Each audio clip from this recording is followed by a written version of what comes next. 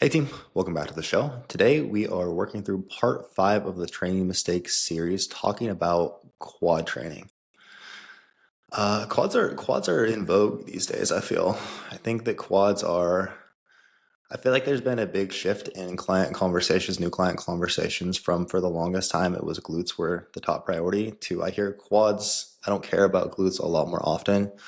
That may be Natalie's direct influence on I was the like, followers. or is it just me in your ear saying that every single day? And It's that's why you think, Natalie on one of her 50 Instagram accounts messaging me. Just quads, not glutes. But regardless, quads, huge part of the physique. I think that from a figure perspective, Natalie, quads are quite important. Yes. we need them. We need that quad sweep. We need separation, some light feathering, if you will.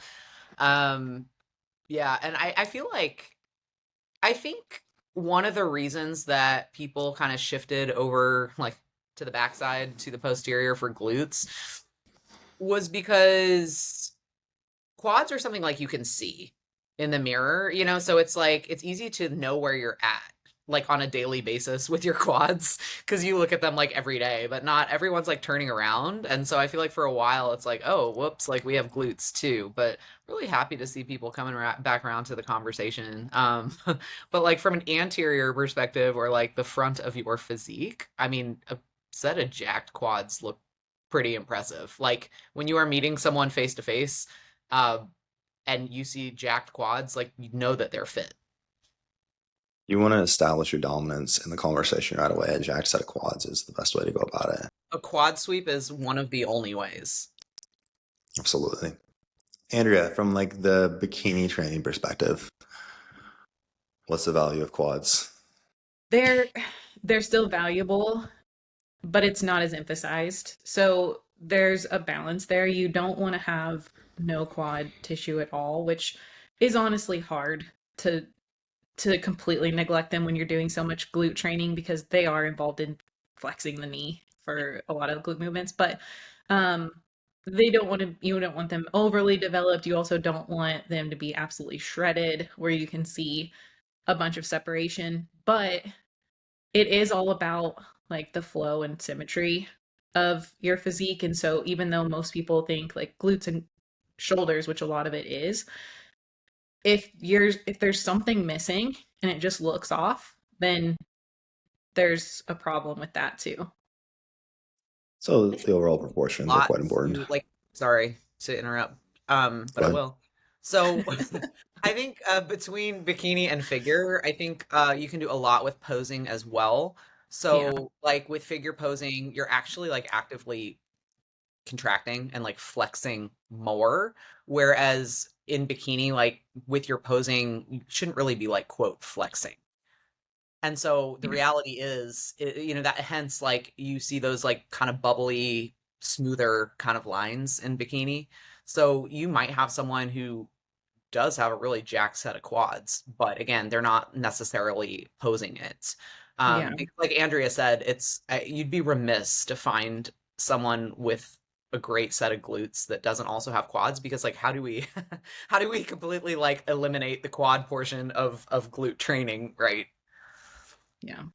there's a huge overlap there. Yes, that's a very good point. I think that fairly well developed quads almost always come alongside a good set of like muscular glutes. There are a lot of individuals who just have body fat storage patterns that bias glutes more.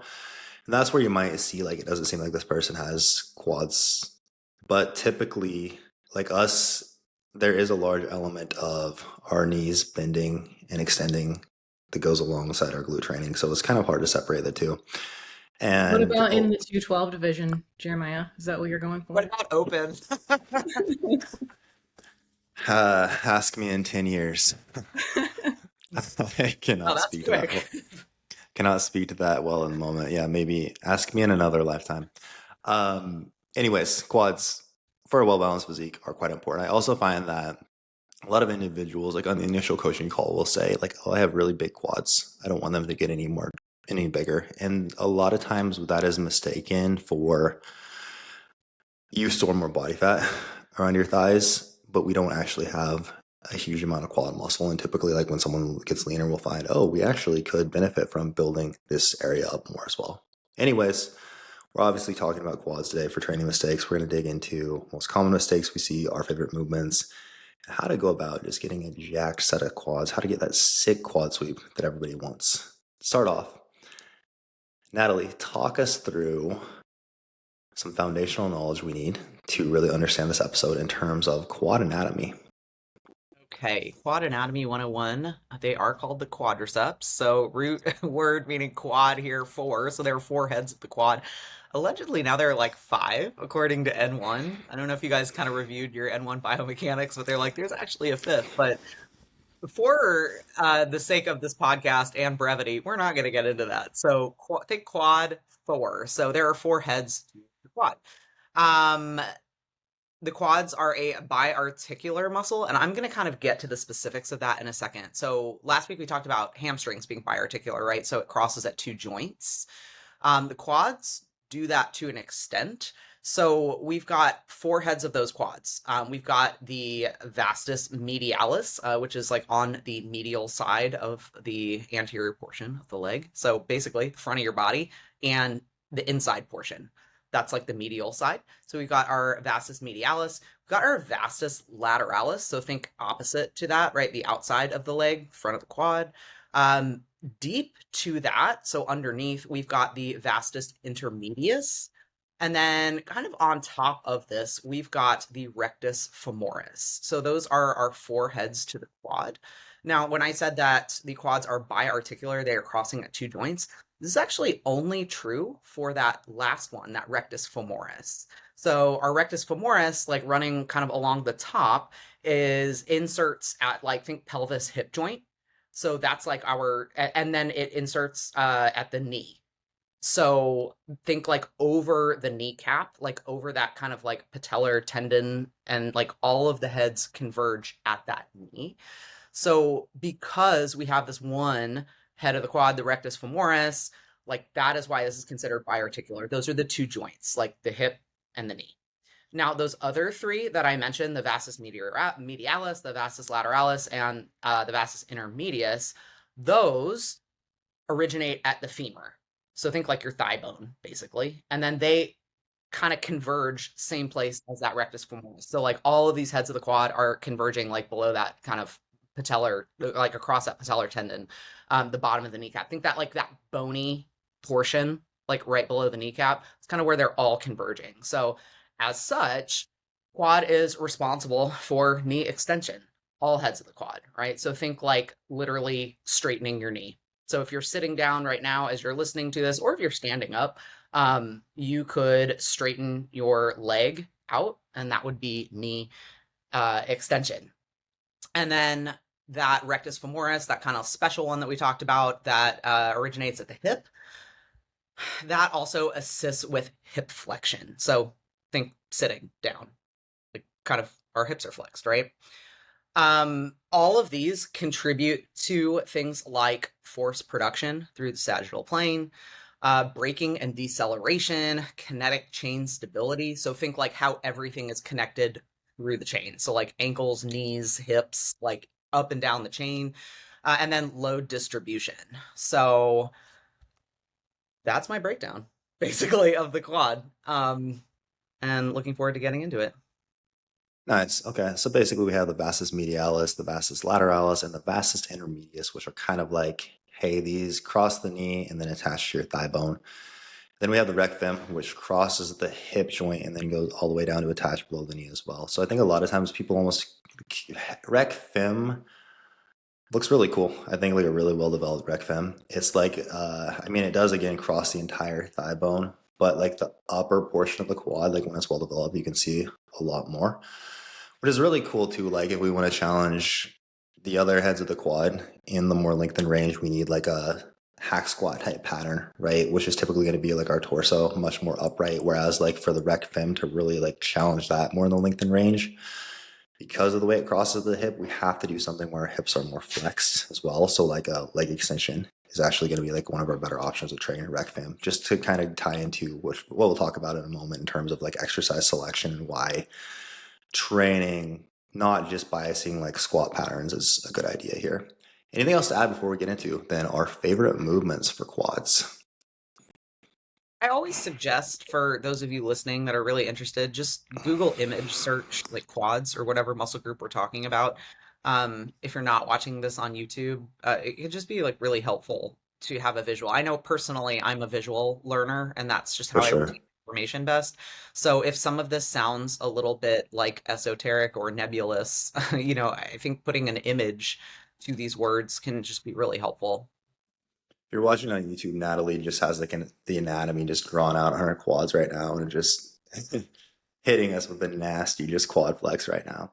All right, so let's dig into our top 4 quad movements. Andrea, what would you say is your favorite quad movement? These, if you were on an island and you only had one piece of quad training equipment, what are we going with? It She would was be just hack doing squat. glutes. Yeah, exactly. Just more glutes, booty builder kickback machine. No, it would for sure be hack squat. Um, I've I've brought my quads up quite a bit in the last couple years since transitioning back into a gym, and I credit the hack squat for most of that. It's just it's a fun movement personally, I think, because you can get really deep knee flexion, but you can also just like load it pretty heavy. And it puts you into a back and pelvis supported position where you can get really good knee flexion without the hips shifting back, which is really helpful and important for anybody, but especially if you tend to be naturally someone that sits into a more hip dominant position. Yeah, I would fully agree. That's the sick thing about the hack squat is as long as we put our feet in the right place, there is basically we're forced into just very deep knee flexion. Like as long as we have our feet in the right place, we're controlling the movement. We're not like doing some weird shit with our pelvis, which there are still plenty of things that could go wrong here. But we don't have the option for, as we're descending, we don't have the option for our hips to shift backwards really. So the only thing that can really happen is we get a lot of forward knee travel. Very good quad movement. I think we're all in agreement that hack squat would probably be our number one. Would you agree, Natalie? Yeah. Okay. So in that case, anybody want to kick us off with, we want to just dig into the hack squat mistakes and then we can talk through like our next couple movements? Yeah? Okay. Hack squat mistakes. Any major things that stand out to y'all? Feet too high on the platform. Or let's just say like foot position. Let's get it. Like, okay, so with the hack squat, what we want is a large degree of knee flexion. So think like your knees going over your toes. Think like hamstrings touching calves, if possible. Like that's like the goal, right? The gold standard. So if our feet are too high on the platform, our shins are going to be a little bit more vertical, and we're not really going to get that forward knee travel that we need, because what we need is knee flexion, right? Because as discussed, we've discussed that like all of the heads kind of converge at the knee. So that is why we need that knee flexion. So the further up your feet are, the less knee flexion that we have. And then similarly, sometimes what we see is people who are, they understand that we need to go for knee flexion here. So maybe they kind of like misinterpret a little bit and they'll put their feet really, really low, but they don't necessarily have the mechanics for it. So like then we'll see their heels popping up, right? Because there's like, well, but I need that knee flexion. It's like, great, but we also need like foot pressure too. So it's got to be with respect to your biomechanics and like ankle mobility and like what you're actually capable of. So, someone like Andrea, I love to highlight her like insane dorsiflexion here. It's just like so crazy.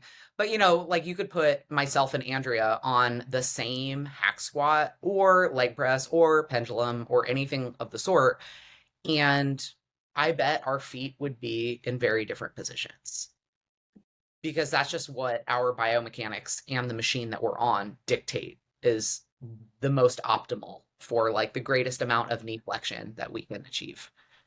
Who's going to be lifting more? I actually don't know how you guys compare strength wise. I don't know on a hack. I know Um, you Andrea's use pretty strong, dude. right? Stronger than I look. But Natalie, I think you have me on everything. I'm still like clawing my way back to my hack squat and pendulum numbers post prep. But in any case, That is um, a now that is very common though. I think that a lot of times the hack squat will feel very uncomfortable, and I more commonly see people put their feet too high.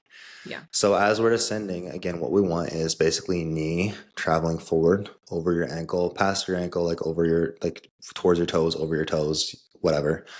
If your feet are too high, what will happen is when you get to about parallel, we'll reach a point where our feet are so far away from us that we can't drive our knees any further forward in order to continue to descend. So what will happen is your lower back will start to round up off of that pad. This will feel really bad on your lower back. The movement won't feel stable at all. So typically that's a sign that our feet are going to be a little bit too high. Also really ties into even like understanding how to adjust the foot plate to a degree. if you're Because lucky, like, have an adjustable foot plate. yes, if you are lucky enough to have a hack squat, which I think we're all also just kind of spoiled with the equipment that we have. I do see more and more though. Most people like who have a hack squat, they have one with an adjustable foot plate these days, which I'm thankful for. But that's where that can really help, right? Very similar to, I believe we talked in the past about like how wearing squat shoes to where your heels are elevated higher than your toes. It's kind of like suddenly we have a longer tibia, right? Which basically allows us to drive our knees forward over our toes more. So if you're really struggling to get your knees forward, if you're finding like my heels are coming up quite easily and I can't get good depth, my heels just come up off the platform super quickly, it can be helpful to adjust the platform angle lower, and that will help us drive our knees further forward. But as you said, if our feet are too low and again, we're losing heel pressure at the bottom of the rep, also going to be a no-go from a force production perspective. If we don't have heel pressure, we want to keep the entire foot in contact. If we don't have heel pressure, from a force production perspective, our output's going to be a lot less. We're going to be weaker, which will hurt our gains. But also when we have the most torque on the knee at the very bottom of the rep there, when we're suddenly also losing heel pressure in the position where we're under the greatest torque on the knee, it's like upstream, downstream, upstream, whatever, we're suddenly a lot less stable at the knee joint as well. So like when someone has achy knees from like their hack squats, you'll almost always see as well that they're losing heel pressure at the bottom. Same goes for like a leg press, but just a couple of important considerations there. Anything else you would add on the hack squat, Andrea? Yeah, I think there's a couple different things going on here oftentimes that I see with not going all the way down to the bottom, even if we've gotten the placement corrected. And one is I think so many people just haven't gotten into that position ever in deep knee flexion, and so they're really weak in that position, and or they're scared that if they get down into the bottom, they're going to get stuck there, which once you do it and fail on a half squat, it's scary and intimidating. But I really think that so much of it is like you can't get all the way down there. And that is like a mental. But like that position all the way in the bottom, once somebody can start strengthening that, quads grow way better, obviously. But also it it comes along much quicker than I think people are anticipating if they've only ever strengthened. Does that make sense? No, that makes complete sense. So basically just avoiding the length and range, which is going to be, yeah, I think in general for quad training, that's one of the biggest challenges for most people is they've never really gotten into that like very deep knee flexion. And there's a lot of dogma around like, you don't hear this as much anymore, but like your knees should never go forward over your ankles, right? Which is so stupid. We're not going to really be able to train our quads well without that. We want forward knee travel. We want to basically sync our hamstrings to our calves. But yes, most people are weaker in that position as well. And there's oftentimes like an ego component. I see this with like the hack squat a lot. A lot of times when we're like working through form videos with clients, it'll be like, hey, we can still get a lot more range of motion here. And they'll be like, no, I can't. We're like, okay, well, pull all the weight off and show me. Can you really not get any deeper? And I'll be like, or sometimes I even have people reverse band it. If it's like they're really uncomfortable with that, like no weight, we're going to reverse band the hack squat. And we're just going to get you first comfortable just achieving the depth that we want here. but it will be like a new range, and your body will, like, if you don't feel safe there, your body will kind of like put the brakes on that, and like that's where you'll typically people stop the range of motion quite a lot higher. But we'll get a better stimulus again as long as we're training close to fail. We will get a better stimulus. We'll get better growth by training through a larger range of motion. I wish I could remember how much she worked it up to, but my client Liz, who is a runner, and she wasn't able to, with an empty sled, get all the way down, and I had her start with an empty sled with a band, and she worked up to like much better depth with a lot more weight on it. That was really like the um I think the most dramatic shift in like where we've started to where we have gotten to pretty quickly. And she built up her quads quite a bit doing that too. Another common thing you'll see holding people back is just the hack squat is too tall for them, and that like it will bottom out before we can get full range of motion.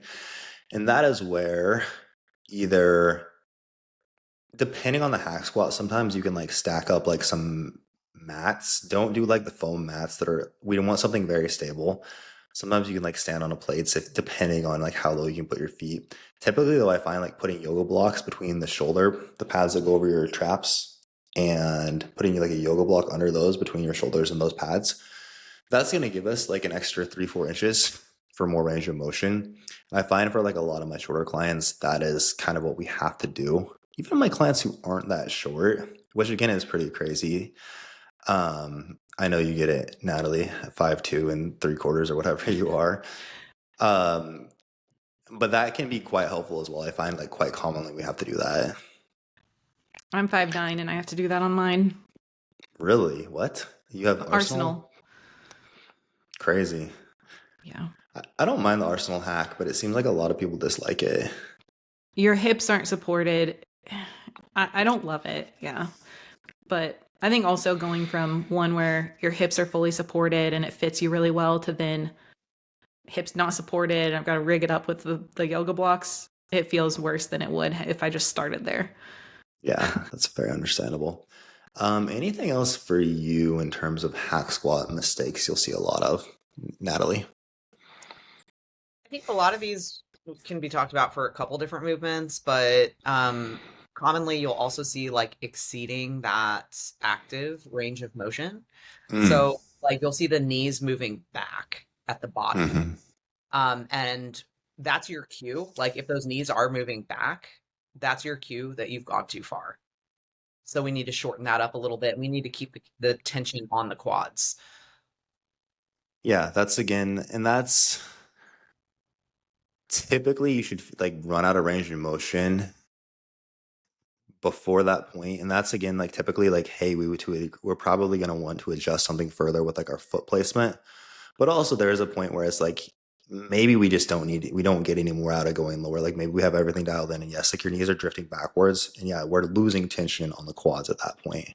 Like typically you'll see that be accompanied with like a posterior pelvic tilt. Like so with that pelvis tucking under or like leaving the back pad, like a lot of times, like if you're just going too low and the knees move back, a lot of times your butt will kind of like tuck under, which is improper pelvic positioning there. So that could be your cue too. But I think this is going to be a very general comment, I think, for like all movements, but there should not be a brief moment of release at the bottom of the movement. And I think a lot of times, like something like a hack squat, you are building up so much significant tension in the quads that like it's uncomfortable, right? Like but that uncomfortable feeling is what we're chasing, because we're chasing tension in the muscle. And so a lot of times like people will use that bottom position to like take off that tension and like and have a moment of reprieve there. And like that's not what we want. Like we want to be maintaining tension throughout the entire rep and the entire set. So like when those knees are traveling backwards or like pelvis is tucking under, we're losing some tension in the quads, and that's just not the point. So think about having to like regenerate all of that tension all over again just to get to the top. Yeah. I think quad training and to a degree hamstring training, but especially quad training is like a uniquely painful thing in terms Yes. of your training. for both like a leg extension and like a squat pattern, like a hack squat type movement. And that's I always remind myself before like my hack squats as well, like, hey, the goal is for this to like really suck and honestly like hurt bad in a way. And because it is so easy to want to avoid that and like rest at the top longer, or yes, like try to give yourself a bit of a reprieve at the bottom, but that's counterproductive, right? The goal is like we want to drive a ton of tension to our quads. I think, and that kind of comes up. I was to say hack squat and quad training, to your point, that's one where I just like, more than anything, like put the horse blinders on and go. Mhm. Like that's all there is. Like we don't need to overthink this. Like put the blinders on and like do the work. And it's Yes. going to be over really fast, I promise. Yeah. Relatively speaking, it's like 90 seconds of your life. Like you'll be fine. Right. If that even. And Yeah. but I think that it's okay if you feel, if you're going into your hack squats, you're like nervous for it. I think we all probably are. I know I definitely am. I just got done with them before our team meeting and I was like, fuck. But it's never that bad in reality. But again, just keeping in mind, it's like 40 seconds. Like I can get through this. I'm not dying. It is one though where people kind of hack squats and leg press actually are two where people really have like you kind of panic when it starts to get hard. And this is something I've talked to with clients a lot. Like when that comes up, I want you to just like take a second and think about like, okay, is this actually that bad? Is the pain in my quads actually that great? Am I actually that tired? And it is, I think it's almost like a protective mechanism. I don't know why it is with like these patterns specifically, but like squat patterns specifically, it's like your brain is telling you you're gonna die if you keep going. When it's like, wait, no, like this isn't really like that painful when you stop to actually think about it, but we suffer more in imagination than reality, right? What happens is like it's literally the fight or flight response. Right. Because your brain senses danger, because danger comes You're in from danger of getting too big. right? Because the danger is being really uncomfortable, because like it doesn't feel great. But Again, that's the goal though. right, but the best way to sum it up too is like it doesn't feel great. It's not actual pain. It's just uncomfortable. And like you need to kind of chase that uncomfortable if you want productive quad training. I had one of my client check-ins this week. We always ask like, how's training going? Like, are we progressing? Where are we struggling, kind of thing. And she was like, oh yeah, like training feels pretty good, but I think it happened like 2 weeks in a row. She's like, hack squat just feels really tired. And it's like, good. Yeah. I've had the same conversation come up quite a lot. I was actually gonna make a post about this as well because I've had this conversation several times with like this lower body session feels super fatiguing. Like this movement feels super hard. And we're doing like 2 sets, maybe like 4 or 5 movements total across a training day. And it's like, it should. Like that's the goal. When you're hiring a coach, it's some things we can make easier and we will make easier. Like it's easier to hit your nutrition goals. It's easier to build muscle because we're in like a healthier, responsive place and we have a better plan in place. But also like if your training doesn't feel hard, if it doesn't feel difficult, if it's not like fatiguing to do your hack squats, we're probably not building muscle. So like when building muscle is the goal, that's just so important to consider and keep in mind. And like it feeling hard doesn't mean that the plan needs to change or the plan is broken. It's probably a good sign that we're building muscle. I mean, we can do a lot of hard things that aren't productive, but I've talked through that with a lot of my clients too, where I think that some social media circles, it's like makes you think that a lot of it shouldn't be that hard, or like you shouldn't have to take more than X number of minutes in the gym, that sort of thing. And I think that kind of gets into people's heads where it's like, okay, well now if I'm struggling, if this is difficult, then this might not be right. But like training is supposed to be hard. Yeah. It should feel tiring. I would say another thing on the hacks quite commonly, and again, this could probably apply to like all of our lengthened, all of our movements really, is there's just no control of the eccentric, so the lowering portion. People are just dropping into that super quickly and then trying to launch back up. Where again, you don't have to think slow, but we want to be controlled the entire time. we're just letting that sled push us down into the stretch and then launching back up. We're not going to get nearly as good of tension as if we control the descent and make sure, especially like the very bottom, the lengthen range, we're in full control there the entire time. Almost think of like using your quads to resist the descent to a degree, rather than again just letting it push you down. Again, it doesn't have to be extremely slow, but your eccentric shouldn't be like a half a second. Anything else on hacks? I do like to use tempo to teach that control. Mhm. I think that's just a great way for people to kind of perceive have it click. But like we said a little bit earlier, the point is to accumulate tension. And Right. if we're just gaining speed or momentum, we're basically just letting the machine, the sled, gravity win. And it's the resisting of those things, which is what creates the tension in the muscle. So we Yeah. we want that. One of my favorite ways to think about that I've heard is you should be able to stop on a dime at any point through the movement. So there's no momentum carrying you through. Because if momentum is carrying you through to the bottom and somebody says stop like an inch out of the bottom of the hole, you should be able to stop there. And then the other problem with that is like you think you're essentially getting a running start. So if we're gaining speed or momentum into the bottom, we're kind of bouncing out of the bottom. So we're kind of cheating some of the work there. What you gain, it like feels better in the moment, but it's counterproductive to the actual goal we're trying to achieve. Okay. Um, Anything else on hacks? Like we're just doing a whole episode on hack squats. All right. Next quad movement. Natalie, what do you got? I put pendulum Hmm. for those that have access to one. Big fan. Yeah, reason being for a lot of the same reasons that we picked hack squat. It's a very stable movement. Like we get some really great knees over toe action. For a lot of pendulums, they do have an adjustable foot plate, so like highly customizable, and we can just put you safely in a very good position. Yeah, And I I like the actually pin. like it. It also usually doesn't involve a lot of plate loading, which is nice. That is nice. Especially if you're on the Arsenal, Andrew. Yeah. Just like I like the 5 pounds on there. I like the pendulum a lot because yes, it's benefits of the hack in that it will really stabilize our pelvis more and kind of forces us into the proper position, almost even more so than the hack squat because it does have kind of that forward arc. Um, Similar considerations with like your foot position. A lot of times I see people feet way too high up on the platform, or just the platform angle is way too high. Where again, we do want driving knees forward over our toes still. Pendulum isn't going to be, again, there's so much variability between pendulums, it will depend, but pendulum will typically deload a little bit in the very lengthened.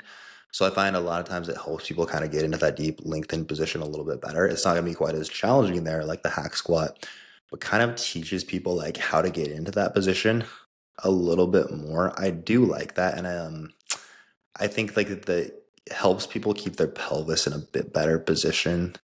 Typically, like it's not something we have to focus on quite as much. Um, from a pelvic positioning perspective on both like hacks and pendulums, what are y'all looking for? Like, what do you want to see with like a pendulum or a hack squat? Basically staying neutral through the whole thing. Like you don't want excessive tucking under at the bottom, which I think because you can get so deep into a pendulum squat a little bit easier. I see that more common on those. And same thing with like bouncing your butt off of your calves at the bottom. A lot that's pretty common just because you can get such deep knee flexion. But yeah, we just kind of want to stay neutral through the whole thing. You shouldn't get a big anterior pelvic tilt or posterior pelvic tilt. Like with any of our compound lifts, like we are also training other movements, right? I'm sorry, other muscles. So like there is a hamstring element to like our hack and our pendulum, not necessarily the primary focus. But so when we put that pelvis into like a less ideal position, like we're gonna then like compromise the contribution of the hamstrings, and that's when you start getting like low back issues, because things are just not working synergistically the way that they need to. That kinetic chain, if you will. Mhm. We just want our pelvis to be quite stable. It is also, I mean, personally, it's very easy for me to get into like an anterior tilt there. So like a little bit of rib cage flare, my lower back is almost arched. especially if you're on a hack squat or a pendulum squat where your pelvis is actually like hanging off the back pad and it's not supported. So another thing to be aware of there. Um, Pendulum, any other considerations y'all are looking for? Stance width is another important one we haven't really covered, which does really apply to like a hack squat as well. A lot of times people are going again just like high and wide. I find stance width is less of a problem, and there's like we have a little bit broader range we can work with. But typically, if we're going too wide, we're going to struggle to get the internal rotation of the hips we need to really get down into the most lengthened position. Adductors can be a little bit more of a limiting factor. I normally just coach like right about hip width. Y'all do the same. Yeah, we just need some movement at the pelvis because, like, I feel like I don't know if you guys have this experience, but I feel like lately I see more of my clients like trying to go narrower in Mm-hmm. their for like it's specific to like quad training, Mm-hmm. um, and that can work for some people.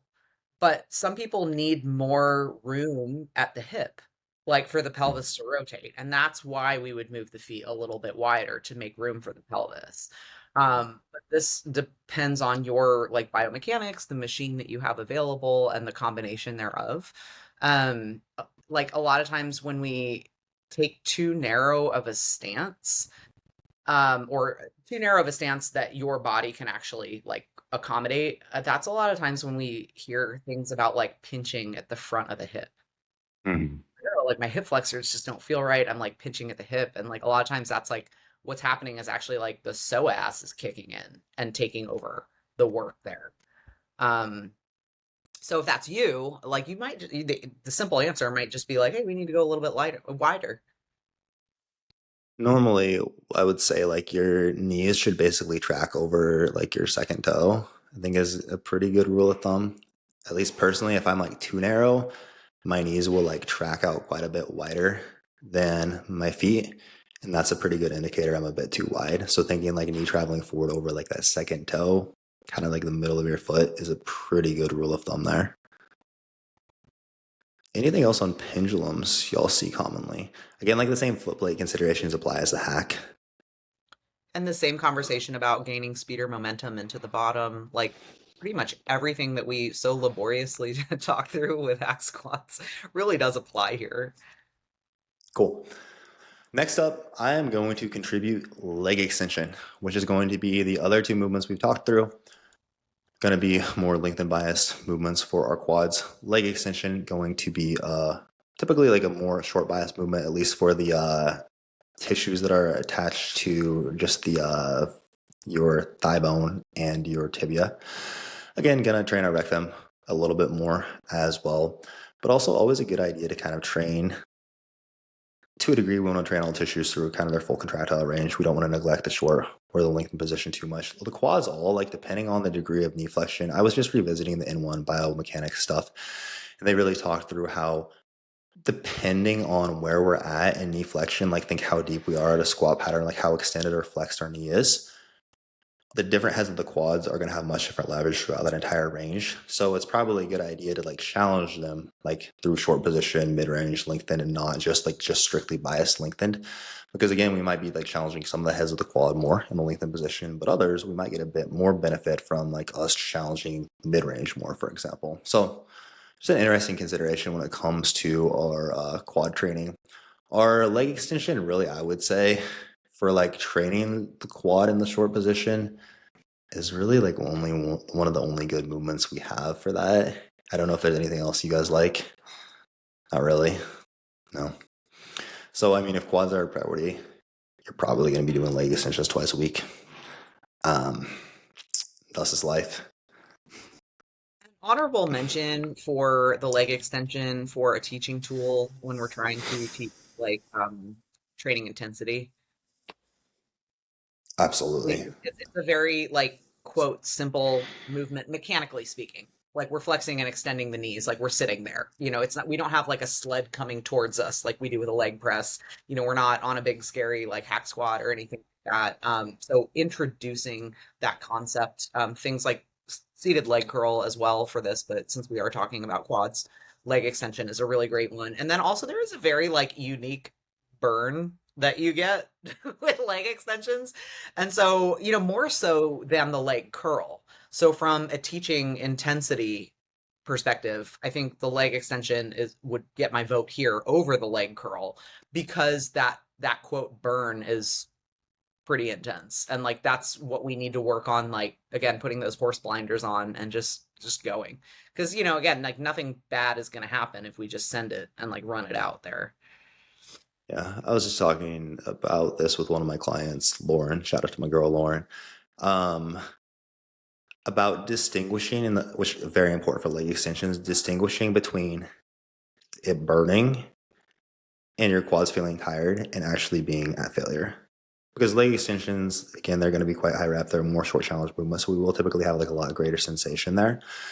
They will be quite painful, oftentimes well before we actually like can't continue to do the movement. So that is where, and it can take some time to learn how to like push through this, but they will be painful for a while, and we have to distinguish like, okay, does this hurt?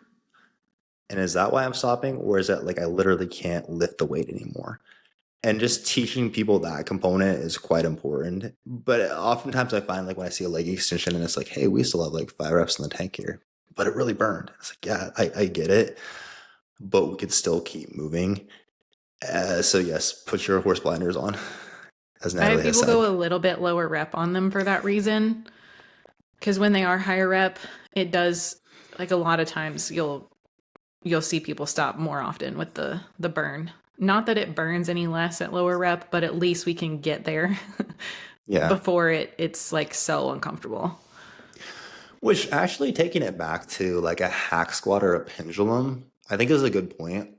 On the flip side, I have some clients who I think of like my client Celia, where she will just grind on like the pendulum, where she'll like do a couple reps, she'll get super close to failure, and she'll pause at the top for like 5 seconds and do another.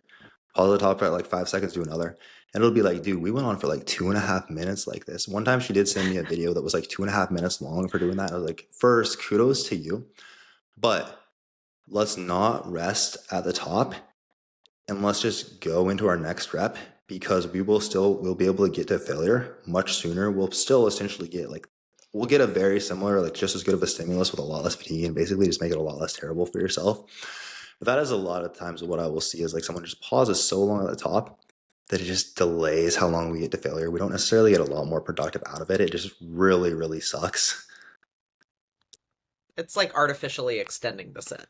Right. And just making it so much worse for yourself, honestly.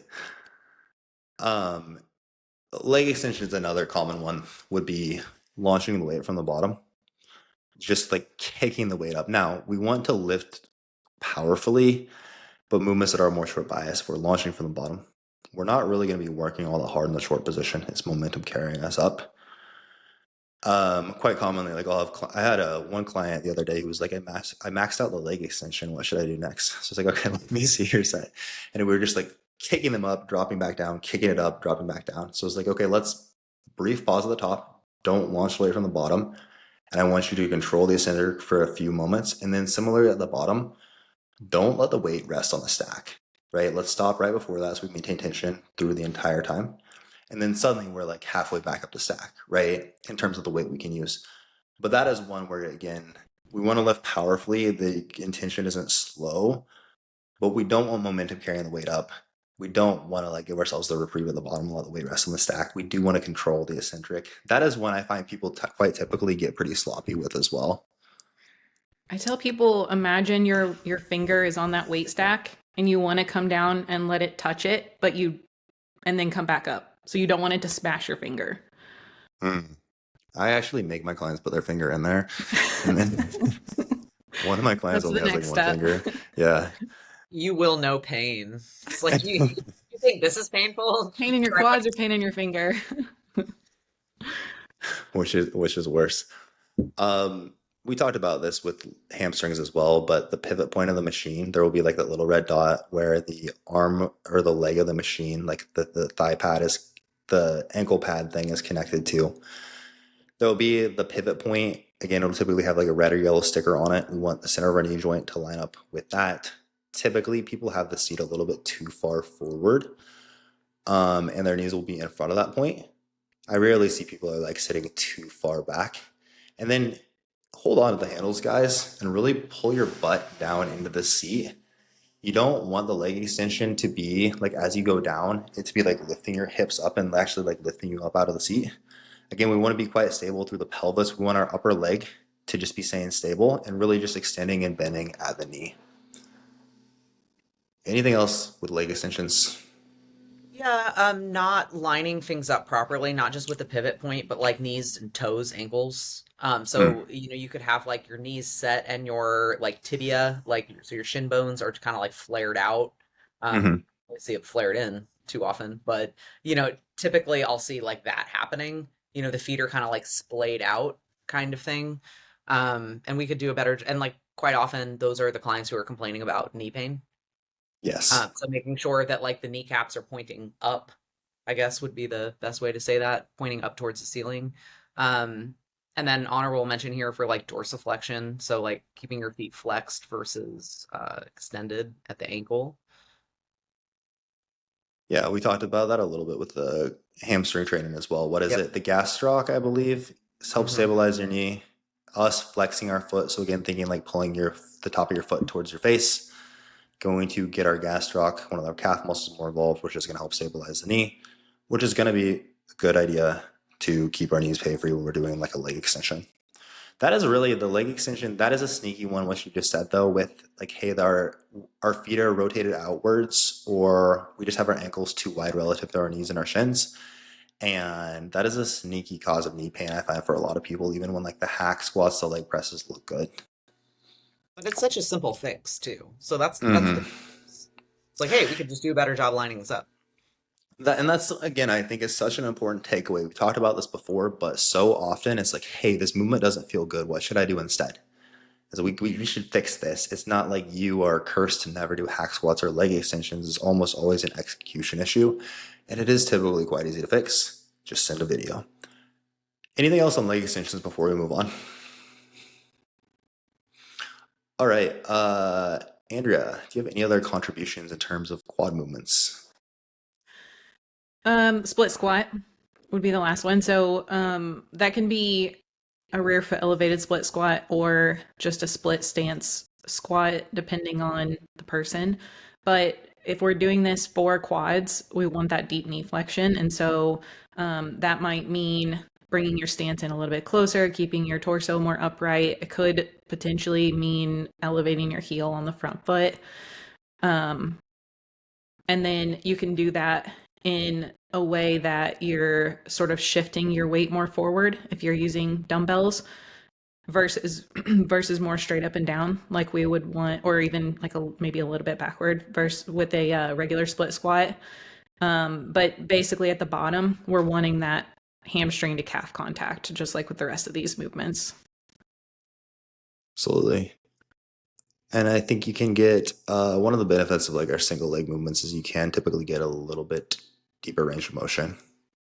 We want to get like some really gnarly like knee flexion a lot of times on like a front foot elevated split squat. We can achieve that. Did you add split squats, or did Natalie, did you add split squats to the outline? I do. Okay. What was your argument for split squats? Same thing. And then, of course, like from the function perspective as well. I mean, it's a little bit of a 3D movement there. Like, there's no, again, it's one of those like synergistic kinetic chain movements where we're expressing force through like, all three planes, essentially. But we've got like an anti-rotation element there, like we've got a lateral hip shift going on there. So functionally speaking, like again, the better we function, the better we're going to build muscle. Unilateral movements also generally just a good idea to include in a comprehensive program. Um, and like we've also touched on, something like a rear foot elevated split squat is not going to be only glutes. Like I know we have like all goaded that movement for like, yeah, build your glutes, like split squats, but like obviously gonna have some quad contri contribution as well. Absolutely. No. I like a split squat, and again, I agree from the functional perspective, especially. Um, I really like a leg press as well. It wouldn't go over a hack squat, a pendulum, or a leg extension for me. But honestly, similar, less from the function perspective. Like if I had to choose one of the two, I'd probably still choose a split squat. But I do really like a lower stance leg press. Depending on the leg press we have, if you have like the nebula leg press, or you have just really good dorsiflexion, you have really good like ankle mobility. Again, you're like an Andrea, or like a leg press with an adjustable foot plate, or we wear squat shoes on a leg press. We can typically get like a really good amount of knee flexion on a leg press. It is very much going to be, we're still going to be in a good amount of hip flexion as well. So it is going to be a very nice like omni, quad, and glute movement. But I do really like that as like one of my staples to like, hey, we're gonna get a lot of quad and a lot of glute out of this. I don't necessarily want to bias any one thing too much. Let's just go with the position that gives us the most range of motion and just send it, and we're gonna get a lot of quad and a lot of glute. And a lot of people won't necessarily have access to both a hack and a pendulum. So it's Correct. like that would be Yes. it would be harder, I think. I think it's more rare to find someone who has a pendulum but not a hack. Like, Right. I don't know, I'm sure it's out there. But so if you had to pick one, hack or pendulum, most gyms, if you only have one, it's probably going to be a hack. So then we can program a leg press that would be a very nice complement to your program. Yes. I actually have Almost. somebody that has a pendulum and not a hack. I was like, what, What in the what world? pendulum do they have? I'm just curious. Arsenal. What gym do they train at? Oh, I don't know. I don't know the name of the gym. It's What Cheryl. leg what leg press do they have? Also Arsenal? Arsenal. Yeah. Yeah. It's like a whole Yeah. Arsenal gym. Yeah. That annoys me so much. It's like they're so I won't get into it. Yeah, I was just angry. I was looking at the Arsenal belt squat design yesterday. I love And how just personally we take like the gyms that some of our clients have to deal with. Like we get so angry on your behalf because like we want better for you. Like you should have better. have you guys seen the Arsenal belt squat though? Yeah. That's not what belt squat does. FitLab has the pit Yeah, the shark. pit shark. Yeah, Okay. yeah, yeah. Arsenal belt squat is like a straight, like it has the weight's on a lever arm. It's here at the top of the movement, and it goes straight. Like it's just, it's just this. There's literally, it's like a lateral raise. At the very bottom, there's like no tension at all. It just does. It's like who engineered that? Anyways, we're way off topic here now. I'm sorry, Arsenal. Don't come at us. But We have notes though. If you want to, if you want to consult. Reach out to It- us. anyways, leg press, yes. In that instance, a lot of times it might be like our main, like more lengthened biased quad mover on one day might be a hack, the other it might be a leg press. Any other mistakes, movements, anything else y'all would like to throw out there for quads? I will throw in here for people who don't have a hack or a pendulum.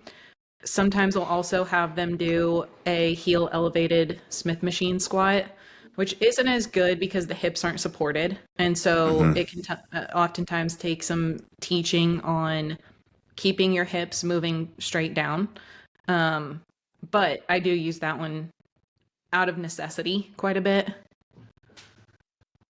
Yeah, quads are really, I think, one of the movements or one of the muscle groups where good equipment makes the most difference.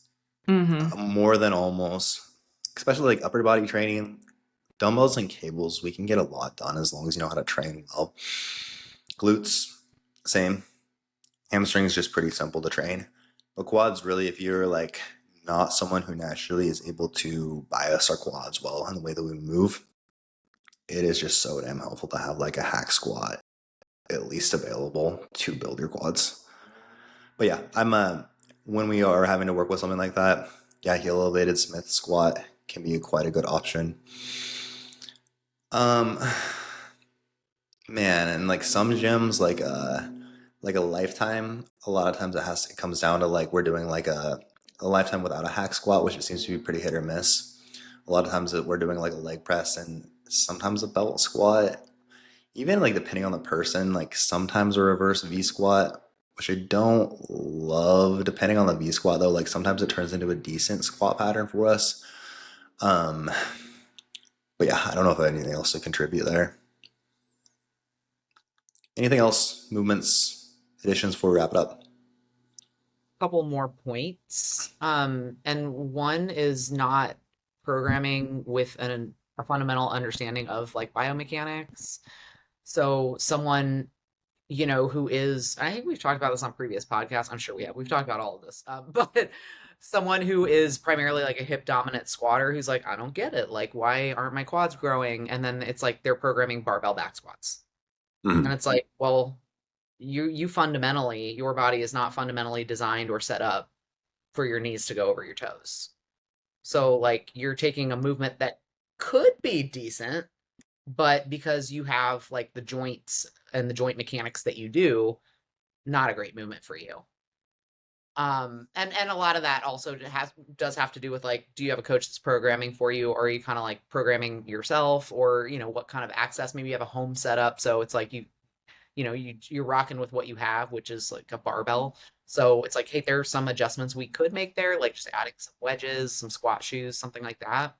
And that ties into kind of my other point, which is, with quad training specifically, people who like obsess over ankle mobility, and it's like, oh, I just need to like spend hours and hours and hours like doing all of these mobility exercises to improve my dorsiflexion. It's like, or you could just use some wedges or adjust the foot platform or like we could I mean, I'm not negating like value in mobility ever, but from like a time perspective, I'd really rather just like get a pair of squat shoes or use wedges or adjust the foot plate than like spend an extra 15 minutes in the gym like with something extremely slow going like ankle mobility.